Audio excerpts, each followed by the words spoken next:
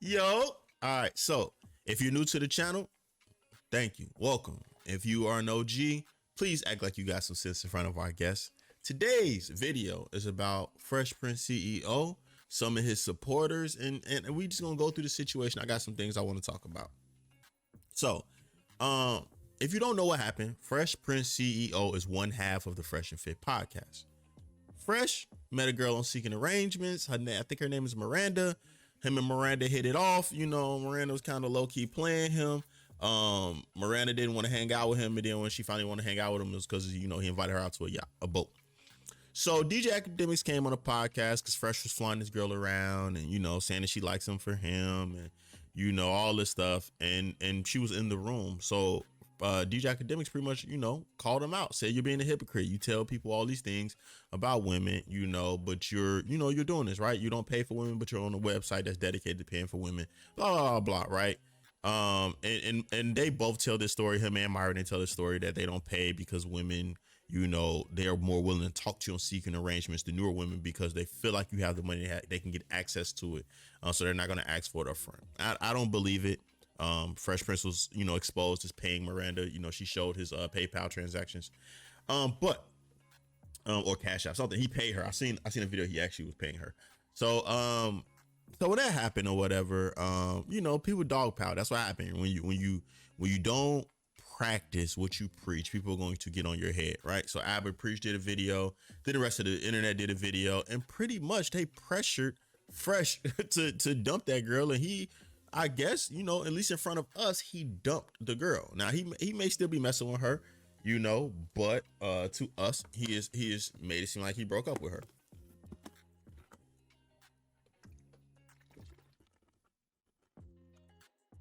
So, so that occurred, right? I thought it was over. I thought that was the end of it, but nope, that wasn't the end of it. So, Fresh and Fit decide to do a podcast, and they come out and they're like, "Yo, it was a joke, bro. It was a prank. He really wasn't feeling that girl the way that he claimed he was feeling that girl. It was a prank." All right.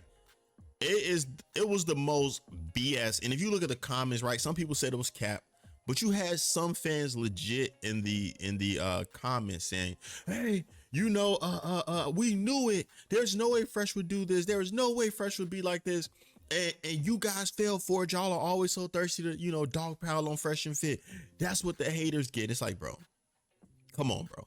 Come on. This dude got exposed so many times for lying. He told DJ Academics, first he said that he didn't even know the girl had a secret arrangement account, that she hit him up and then she confessed it to him at a later time, after they had met. Then he comes out and she blasts him on a live saying that they did meet on seeking arrangements. Yo, Fresh ain't no actor, no award-winning actor, bro. Fresh ain't finna sit here and line the story up to where it falls apart. Like, yo, he was lying and got caught in his lie. And these dudes are such frauds that they had to come back and pretty much say, "Oh, it was a prank, bro. It was a prank, bro," despite all the evidence that came out. So it was really embarrassing. But that's not what I'm here for, right?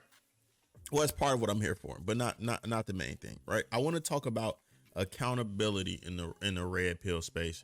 I just want to ask, right? Because I'm not a part of the space. I'm an observer, so I want to ask. What's up with the lack of accountability in the space? I don't get it. So you do have a few people that will hold others accountable, right? And I personally think it's selective when they hold people accountable. I seen the lead attorney. I love his content, but I do notice that he lets certain people slide with certain things when they get exposed, and he protect his buddies, all right. And he was calling out Donovan Shark for pretty much standing up for Fresh when Fresh was completely wrong, and I agree.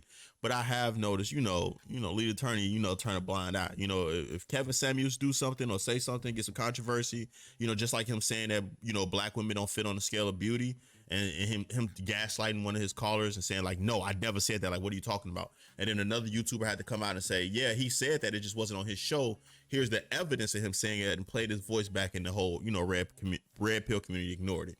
So people have that selective outrage, right? But pretty much like the lead attorney was like calling out Donovan Shark for being, a fake, a fraud, him standing up for Fresh in a situation when Fresh is wrong.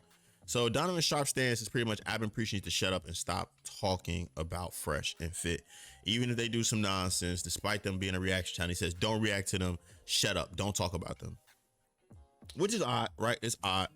And I was looking at the video and I stopped and was like, I noticed on the back wall, it was two pictures of Myron. Like, bro, why do you have two pictures of these grown men on your wall? Like, I don't understand. And like one of them was a meme, and then the other one is like them sitting at a table having dinner together. It's like, bro, that's just weird. All right. Donovan Shark is this huge fraud. This dude has preached the same stuff that you hear regurgitated in the manosphere a lot of times, where it's like, don't date single mothers. He preaches don't get married. He preaches what was it?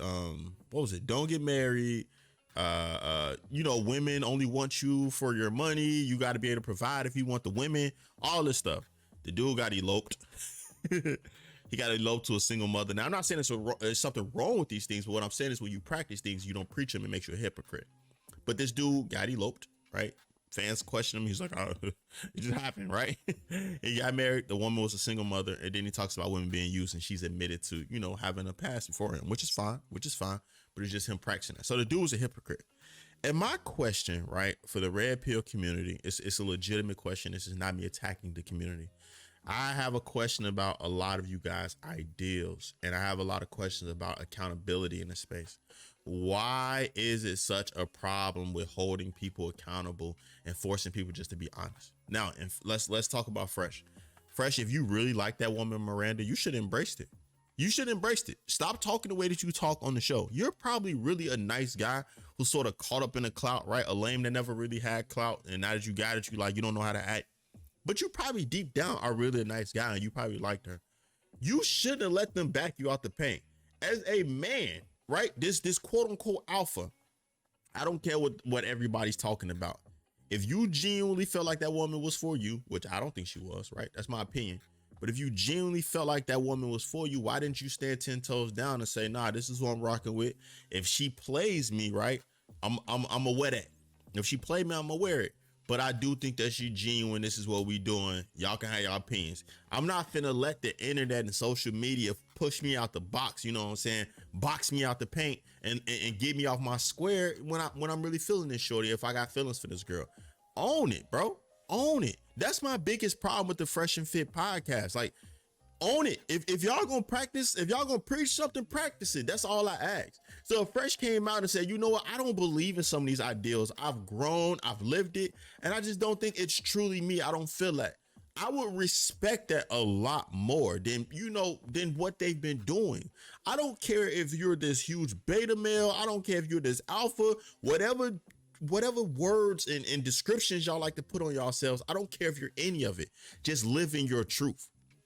And I feel like Fresh isn't necessarily doing that. And until Fresh begins doing that, they're going to constantly get exposed. But that's my question to the community. What's wrong with holding people accountable? What's wrong with living in your truth? Being able to have honest conversations and grow from them. And then some of you guys' ideals I kind of question because it kind of don't make sense to me, right?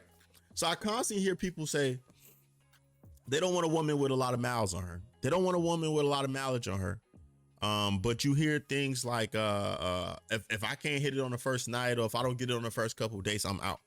So in one breath, you want a woman who's willing to give you her intimacy, right? To have sex with you at an early moment.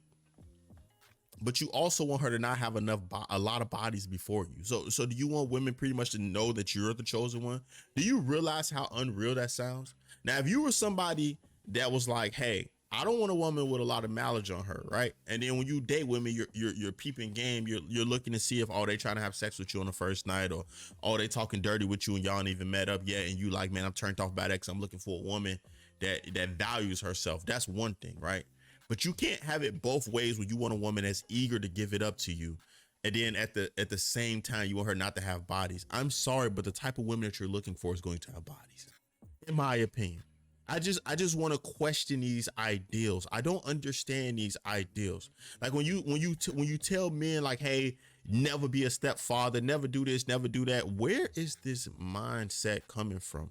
Now, would I want to sign him to be a stepdad? Right? No, I'm not saying I would want to, but I don't see a problem if a dude wants to be a stepfather. Me and my stepfather was a lot closer to me than my real father was growing up. All right, my real father didn't, go play. He hooped with us occasionally, but it was sort of like some occasional stuff. You know what I'm saying? Like my stepfather, when we be at the crib, my mom's like, he was out there hooping with us damn near every day for like a whole summer. You know what I'm saying? Hey, let's go do this and blah blah blah. Like we're going to go out and do things and stuff like that. He sat down and had conversations with me, tried to talk to me about ladies. You know what I'm saying? Me to this day, me and my pops never did that. So I don't understand why you tell guys like, hey man, you can't be a stepfather. When I think a lot of guys, I think a lot of people in our community would, I can't even talk. A lot of people in our community would benefit from it. I'm not saying that dudes should be lining up to pick single mothers, especially if some of them have been irresponsible and got all these kids and stuff like that. But what I'm saying is, why are you discouraging people or pushing people away from that are willing to do that? When at the end of the day, as black people, right, we need stronger household. We need complete families. We need structure. We need support systems. We need to come together. Why is everything in the red pill space, well, not everything, a lot of it is built around divisiveness and not necessarily, like, I get the whole accountability part, right? I understand that telling people to have realistic expectations and to look in the mirror and to not judge people and not let women run over you, right? I get that part. But why is so much more of it sort of based on division? Hey, you can't mess with women that's like this, and you need to stay away from these women. Modern women, it is. Stay away from black women.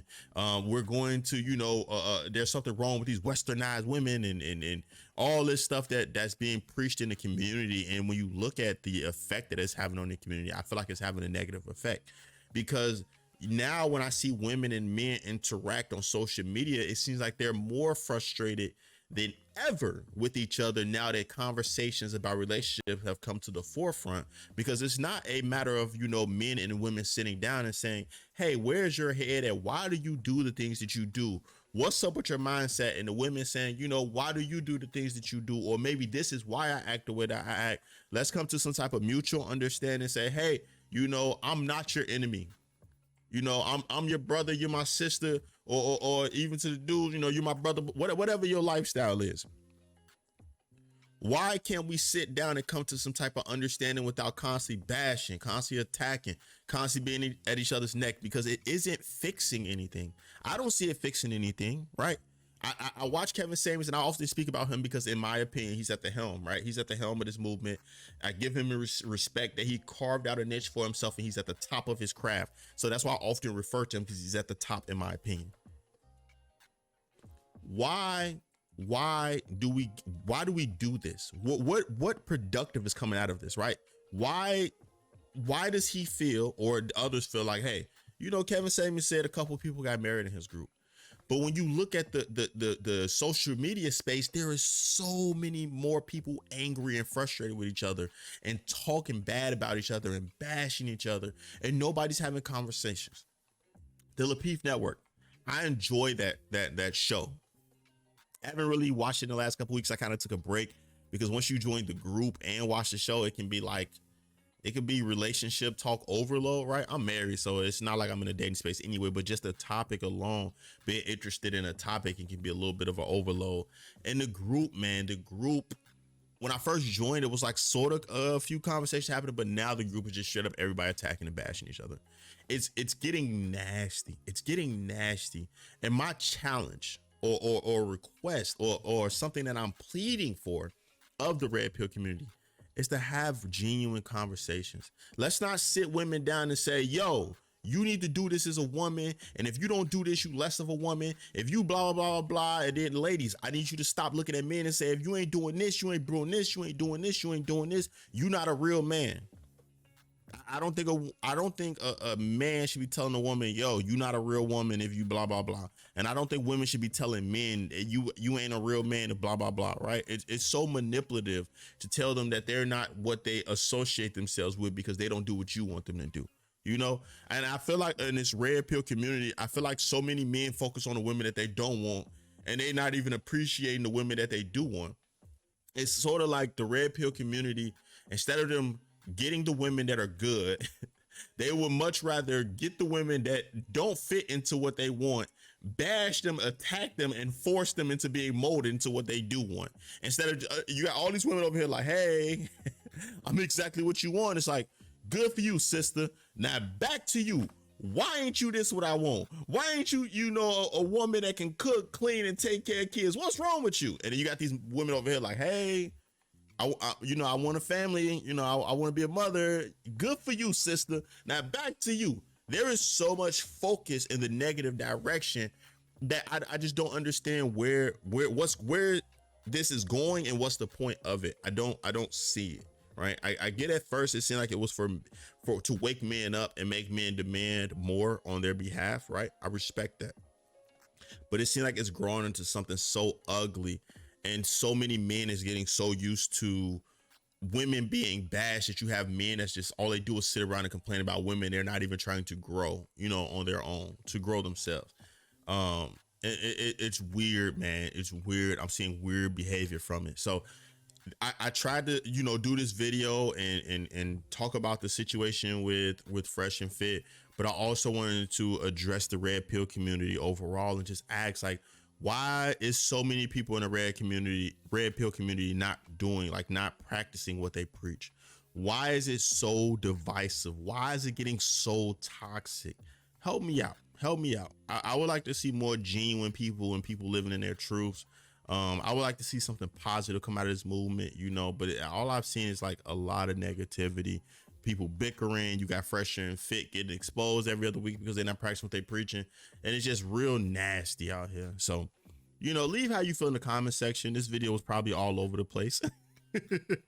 and I guess I'm sorry for that, but it was just something that was on my heart. I want to do a video about. So if you made it to the end of this video, thank you for your time. Like, comment, subscribe, and I'm out, Chief.